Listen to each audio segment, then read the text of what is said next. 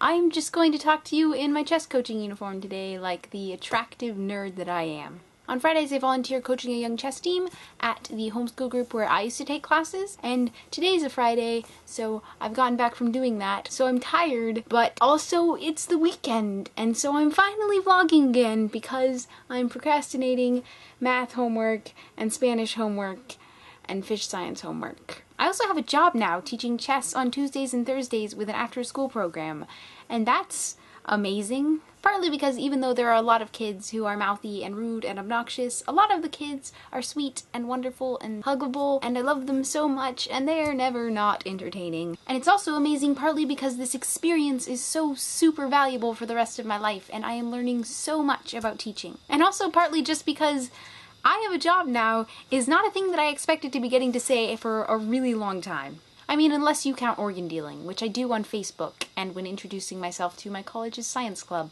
Over the summer, I applied for what felt like a lot of jobs. I didn't apply for as many as I could have because I was super intimidated by questions about my favorite foods and why they were special to me and the contents of my refrigerator.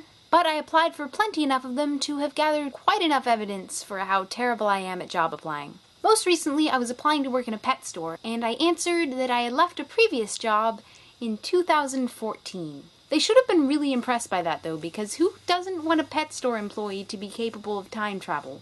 I started filling out an online application for Dunkin' Donuts, and because it was an online thing, it gave me the option to create a username and password so that I could save my progress and come back later and all that stuff. And after probably several minutes of thinking way too hard about what my username should be, I told myself, you know what? Just use the first thing that comes to mind. It's just for Dunkin' Donuts, and probably no one ever actually looks at that. It's not just for Dunkin' Donuts. It's for practically every online application I have ever filled out. So I hope no one ever actually looks at what your username is, because no matter where I am applying online to work, my username is Maple Donut Face.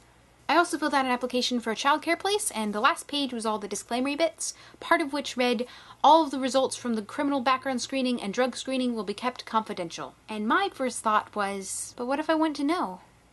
Speaking of that childcare place, when I first went in to ask about applying, I stopped for a moment at the door because I was nervous. And I was looking through into the hallways, trying to figure out which way I should be going to try and find a front desk or an office, and I happened to finally read the big stop signs all over the door. Just the stop part at first, and at first I thought, oh, stop signs, they're just for drivers coming through, as like an extra warning that there are children here, please don't drive over them.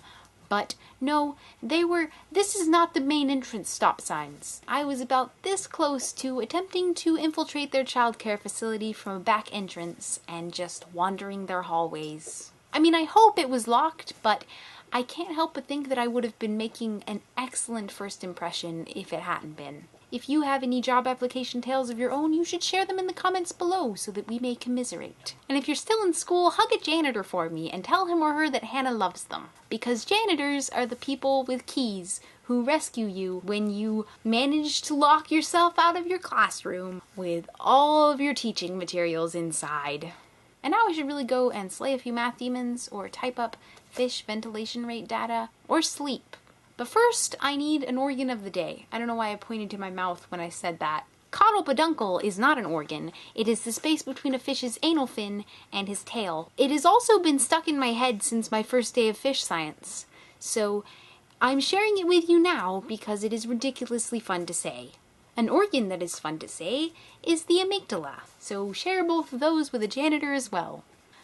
I shouldn't be talking right now. I love you, and I will see you eventually. Bye.